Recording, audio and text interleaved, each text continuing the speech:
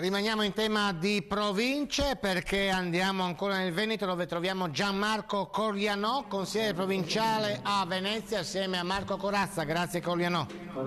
Non sono Marco Corazza, ma non importa. Prendiamo la linea da Portogruaro. Gianmarco, dunque, lei si è seduto per la prima volta sul seggio di consigliere provinciale. Quale sensazione ha provato?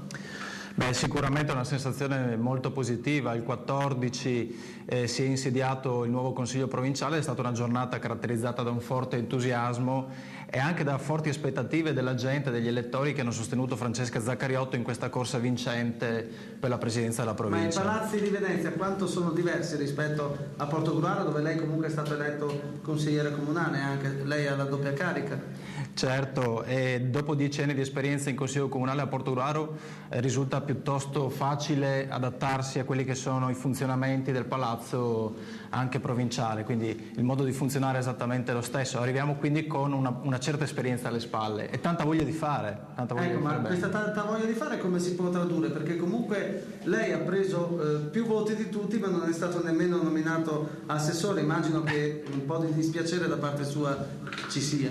No, anche se era una matricola, voglio dire. Esatto, sono tuttora una matricola, non è questo assolutamente il problema. Il risultato è stato un risultato ottimo, ma non è un risultato mio personale, è un risultato della squadra, di un gruppo di persone che ha creduto in me e che mi ha fatto raggiungere questo traguardo. Oggi io sono in Consiglio provinciale a Venezia, sono il consigliere del Collegio di Portogruaro, sto già lavorando per Portogruaro. Francesca Zaccariotto ha presentato in occasione dell'ultimo Consiglio quelli che sono gli indirizzi di governo e quindi il programma che ci siamo dati come coalizione centrodestra.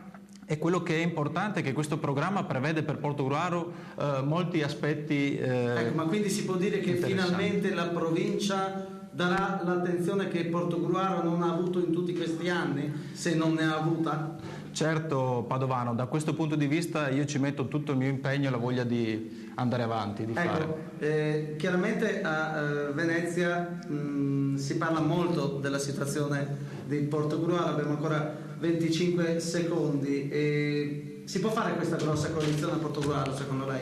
Beh, guardi, aspettiamo adesso gli ultimi passaggi che sono previsti nelle prossime giornate. Noi siamo per domani, noi siamo per la chiarezza e per la trasparenza. Fino adesso, come avete potuto notare, come gli stessi telespettatori hanno potuto notare, noi ci siamo astenuti dal fare qualsiasi tipo di intervento, per rispetto delle istituzioni, per rispetto dei passaggi che abbiamo fatti. Io parlo per quello che riguarda la mia persona e altri consiglieri miei amici. Ringraziamo dunque Gianmarco Corianò, la linea alla redazione centrale, grazie. Grazie anche da parte mia.